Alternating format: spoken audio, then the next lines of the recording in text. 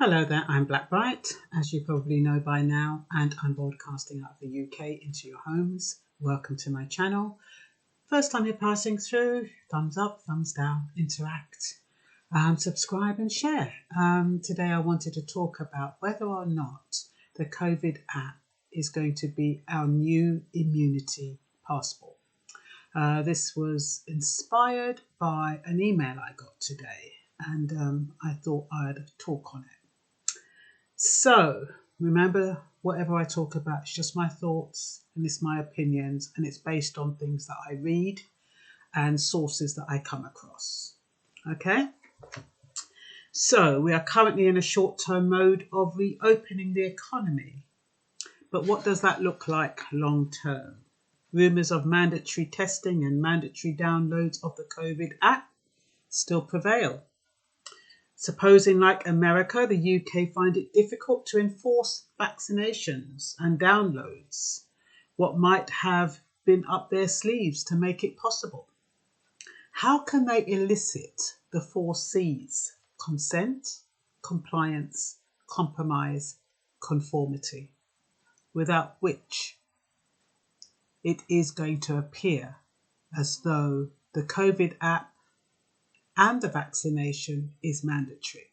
Now, America is, waving their hands and saying, look, we've won, we don't have to have the mandatory vaccination anymore. Well, it all depends how and what they consider as being mandatory, and how mandatory is being enforced. Because if something is mandatory, it implies that you're forced to take it. But just supposing they make your life so difficult that what you thought was mandatory is now the better option. So, will the US and UK allow themselves to be defeated by what they perceive as the undesirables? And this is where the immunity passports come in. We can't force, this is them saying, we can't force you to take the injection. We can't force you to download the app, but we can make your lives bloody difficult if you don't do so. If you don't comply, you're going to have a life of hell. So, is that mandatory vaccination? Is that mandatory download? You tell me. If you're forced into no other option, is that mandatory? So what might the not too distant future look like? Supposing the only way to get an immunity passport that will allow you to leave your house, to travel, to go to work, is to ensure that you are immune and therefore eligible for the immunity passport. Supposing the criteria to ascertain immunity is to undergo a series of antigen and antibody tests. Supposing the tests prove negative, which means you are relegated to isolation because you are considered a risk. Supposing they don't even bother with the tests, which is more than likely, so they've got an excuse to impose other restrictions on you. Because really and truly, it's not really worth them doing tests if the ultimate goal is to have you under an element of control, because the tests will relinquish them of that control. So they don't really want people to have tests. They don't really want people to know whether or not they've got the coronavirus. That's just my opinion. I think this whole thing about, not having enough tests and only testing frontline staff, blah, blah, blah, is a guise, because they don't really want people tested, because if everybody's tested, that means people are tested and found to be immune. It's going to be too difficult for them to put the next phase into plan or into progress. So supposing you are infected, but the antibodies to prove your immunity have expired. What then? We don't know how long the immunity is when you've had an antibody. It's like with the flu injection. they inject you with the flu vaccine every year, because it's always taking into account new viruses and how the flu changes. So similarly with the coronavirus, it could be very similar. Like we've been told, there have been 18 versions in the past. So supposing the only way you can become immune is to be infected and then injected with the virus, or infected with the virus and then injected with the vaccine, whichever way you want to look at it. And then they would do that to see if you recover and build up an immunity to it, killing two birds with one stone. Supposing that is the plan. Supposing trying to build up an immunity, your body rejects the vaccine. You develop an anaphylactic fit, have seizures, it paralyzes you in some way or maims you.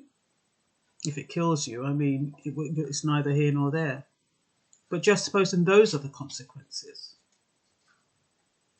Conversely, supposing you have the vaccine and you feel as right as rain and you get your immunity passport and you can leave your house and board a train or a plane and do whatever you like.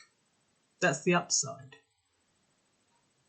Problem is, supposing those people who are distributing the immunity passports like they do with the visas are biased.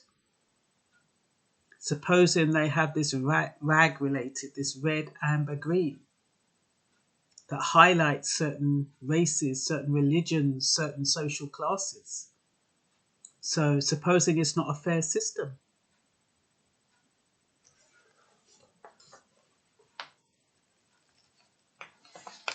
Many see COVID app not as a health passport, but as a surveillance technique or a surveillance mechanism, similar to China, who have a similar app in place, as does South Korea, Taiwan, and Singapore. So what has the UK got in common with East Asia?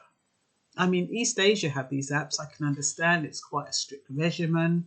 In China, in the countries mentioned, they're quite under wraps, aren't they? Why would the UK, which is supposed to be westernized and freedom focused and, liberated and educated and intelligent and liberal, why would they want to adopt the strategies of East Asian countries like China?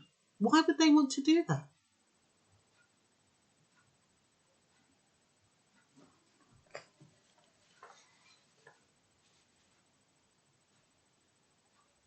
China has adopted China has policing and polices the public through artificial intelligence. Is that what's going to happen here? It certainly looks like it's heading that way.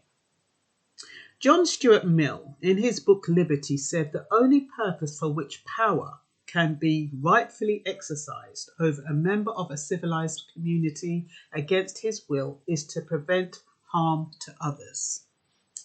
So what the government does, the government seems to be using the coronavirus as evidence of causing harm to others to justify control and ultimate power. We've got to be, I don't even know if I can say we've got to be extremely careful, because it's already on its way. It's already on its way. What's happening now, like I've said recently, in my opinion, is that biding time till everything is in place. I don't think the app has been fine-tuned, so they reckon that's take a few months. So like I foresee about October, all of a sudden, a great influx of deaths because everybody's been interacting. And we all become under control, like robots. I hope this isn't right though, but it just seems as though it's heading that way. Can't help thinking, why is there a push for these why is there a push for vaccines? Why is there a push for the COVID app? And when you can't understand why there is a push, it makes you suspicious. It makes you kind of skeptical about the motives, especially when the motives are run by people in power and people who are rich. And when you think, somebody like Bill Gates, he's got no medical background, and yet he's the one that's saying that worldwide population, worldwide vaccination, or global vaccination is the answer. When he's not a medic.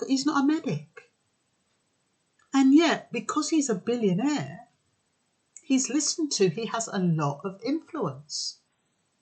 But there again, I guess he's not making the vaccines. He's going on the authority of those who are involved in the vaccines. He's probably invested a lot of money in the vaccines. So it's more than likely in his best interest to get to see if they're worth his investment. Did he put that money into something that's worthwhile? Who knows? The vaccines might work. They might not be so threatening. They might not be this bad thing that's going to happen. It might not be like polio. It might not be like the HIV injections where everybody died. Maybe these vaccines are perfectly safe, but we don't know, do we? We're told they haven't been tested on animals. We're told it's going from the lab to the human. I mean, yes, they are testing them on the 800, but we're not engaged with the 800 they're testing on. Now, if this was a transparent society, those 800 would be interviewed on the news. They'd be asked how they're feeling. We'd get an idea of the symptoms, and people would be more than happy to oblige. But everything is done under, with such secrecy, and they only release what they want you to know. And that's why I'm skeptical about what they release, because what is important, they don't. So in order not to harm others under Mill's harm principle, the public will have to have an app accessible at all times to prove immunity. A right, for example, a right to be outside your front door. And I believe these apps have some kind of key code or a QR code, as they do in China, that everybody applies for. You get sent a QR code that allows you to download the app, so they know who's got the app. And then once the app is downloaded, well, the rest is history, isn't it? So the COVID app could be considered your gateway to relative freedom once you have the app, providing you don't fall into the red. And what does that mean? Does that mean people over 70 are going to fall into the red and be permanently restricted, permanently isolated, permanently quarantined? Is that what that means? Those who are amber, who are they? Are those with underlying symptoms, or are those with underlying symptoms fall under the red? And is the green the young people? We don't know how that RAG rating is qualified. We don't know who falls into the green. How do we know it's not ethnicity based? How do we know it's not religion based? How do we know it's not gender based? How do we know it's not per country? Because we do know that with the Home Office algorithms, it flags people who are from Africa. So how do we know that this COVID app is not going to flag Black people or Asian people or Eastern European people or Muslims? How do we know it's not going to flag a certain race or a certain sector of the community? And then they fall into the red category and are therefore isolated. Because China has already started by, spreading these rumours that the app is more likely to kill African Americans, or African Americans are more susceptible to the virus. If that's the case, the whole of Africa would be dead, wouldn't they? The whole of the Caribbean would be dead. I mean, Jamaica, even though it's got 478 cases, there's only 9 people who have died. So it doesn't even make sense. It's only in those countries where in my opinion, priority has been given to certain sectors or people with certain ailments. Priority has not been given. Like, so if you have an underlying condition, they're not giving priority to them. So therefore, there's a certain race who are going to die off quicker. That doesn't mean that they're more susceptible to the virus. It means they're more susceptible to underlying conditions, if it's even true. We're only fed what the media tells us. And look what China's doing with blacks in China. Closing down their businesses, not allowing them into shops, isolating them, segregating them. So is that what they have planned for us here in the UK? I don't think they can get away with it so easily in America, because I think the rights system is much more transparent and much more open. Whereas with the UK, we don't have the rights in the same way. We have rights that they choose to acknowledge and choose to give and take away at a whim. If they feel like giving you a right, you get a right. If they don't, they don't. That's why even the instructions with regard to the lockdown, as you notice, they're very ambiguous. They're ambiguous so that certain people have rights and certain people don't, depending on who is being stopped where and when and how. Just my opinion. I have to remind you of that. What else have I got here? However, suppose those with authority to distribute immunity, I've already said that, discriminate based on social class, race, religion. Just supposing. It could come with restrictions depending on who you are. That's another thing. Depending on whether you're red, gold or green. What restrictions are you going to be forced to adhere to? We have been told that the COVID app is for tracking and tracing. They're obliged to tell you the truth. But are they obliged to tell you to what extent? Under the guise of work in progress. Yeah, they're telling you it's tracking and tracing. They've got to tell you that. Like with any law, if you're recording someone, you have to tell the person that you're recording. When we call a company and they say, they have that recorded messages, we are recording your call for training purposes or whatever they say it's for, they're obliged to tell you. So they have to tell you you're going to be tracked and traced, but they don't have to tell you to what extent. That comes afterwards, and you won't know to what extent. But we have a pretty good picture if we use our imagination, which is what I'm doing. I'm using my imagination to play out the possibility of what could happen during the next phase, which they forecasted is going to happen. I don't know how you can forecast an outbreak unless you are involved in that outbreak. How can you forecast a second pandemic unless you're a participant in the outbreak? So what else have I got to say here? Apps in China prevent people from getting loans, renting, driving, traveling, and all sorts. If you're deficient in China, supposing you're late on paying a bill, or you have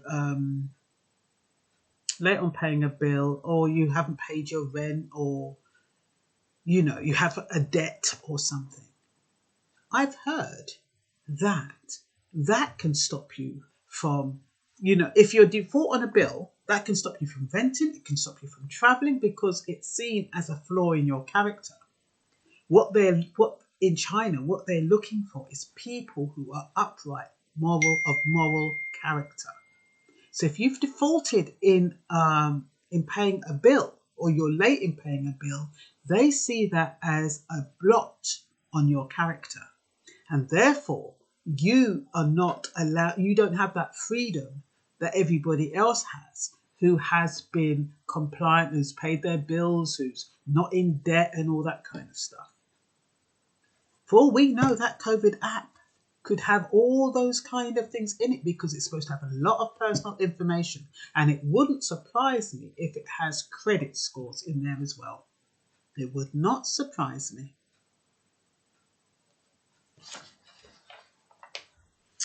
So, the rich have apparently paid US dollars 6 million for their pandemic passports or immunity passports, depending where you are, to get out of the country and flee the COVID-19 aftermath.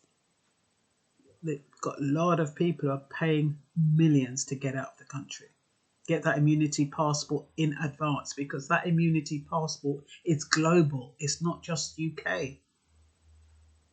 So they've paid their 6 million and they've made sure it's outpriced. So the regular John Joe can't afford to pay for it. I mean, even if they said it was 250,000, maybe somebody could sell their house and get one. But they've made it such a price, 6 million, that the majority of us just have to go with the flow. As they say in Jamaica, it's me and God. So we have 5 teaser phases easing us out of the lockdown, like I mentioned in a previous video. Got 1 in May, I think 2 in June, July, and August is the last one. And why do you think the last one doesn't give us complete freedom? It just, like I said, there's no, can't have large concerts, no nightclubs, nothing like that. Because this is where the app steps in and the vaccinations step in, say about October, around about that time. Because when people are going to be so desperate maybe to want to go out or do something a bit extra or go to a concert, they're going to say, they're more likely to jump up at it and say, yeah, I've got to do this. I need my freedom. I need to be able to get out of my house. I need to be able to travel. I need to want to go and see this. I want to do that. So it's going to, by that time, people are going to be so frustrated because remember, during all of this time, even through the 5 phases, the social distancing is still in place. You're still restricted by distance. So, you're not, it's not, this is the new normal. Social distancing is the new normal. No more hugs. No more, no more flirting. No more playing around with people. No more light-hearted jokes. No more little taps. No more French kissing. Not French kissing. Is it French kissing when they kiss you on both sides of the cheek? I think that's what they call it. Yeah, none of that. Mind you, I did see Donald Trump yesterday. He got down from his plane. I don't know which country he was in, but he was shaking hands. I thought he wasn't going to shake hands anymore. That's what I mean. It's a privilege club. It's a club for the elite. Freedom will be for the elite. For the rich, they won't have those restrictions, and we can sit there and watch them have those freedoms, knowing that we are being deprived of ours because we don't have our immunity passport.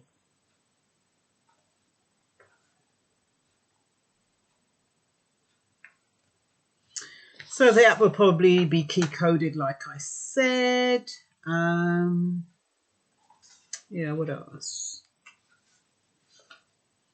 And yeah, take us into, yeah. So what worries me is that, oh, I've already said that.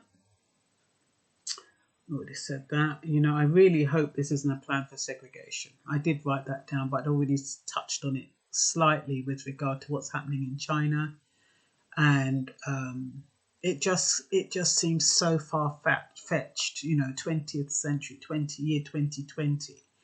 They could even be thinking about reintroducing slavery, segregation, all of that kind of stuff. It just seems like it's so unrealistic in a modern-minded society.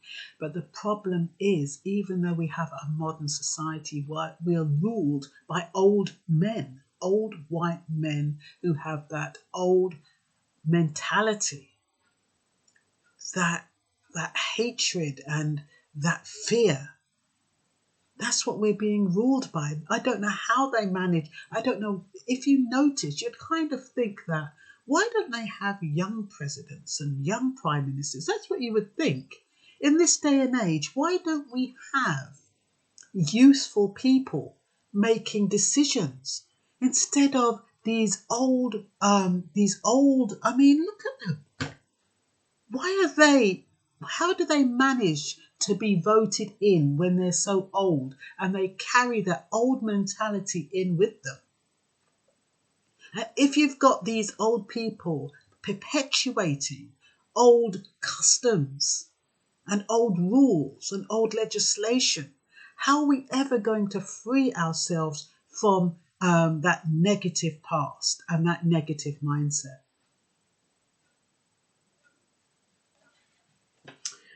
Anyway, what else have I got here? Immanuel Kant. Let me try and finish it off with something a bit more positive. Immanuel Kant, a German philosopher, said that every rational being has both an innate right to freedom and a duty to enter into a civil condition governed by a social contract in order to realize and preserve that freedom. Paternalism isn't required for adults or for those with sound mind.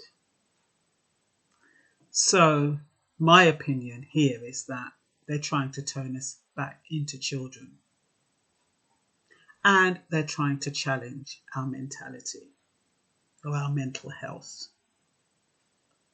So are we going to be sitting ducks, or are we going to become raging bulls? It's up to you. And that's all I've got to say. Bye-bye.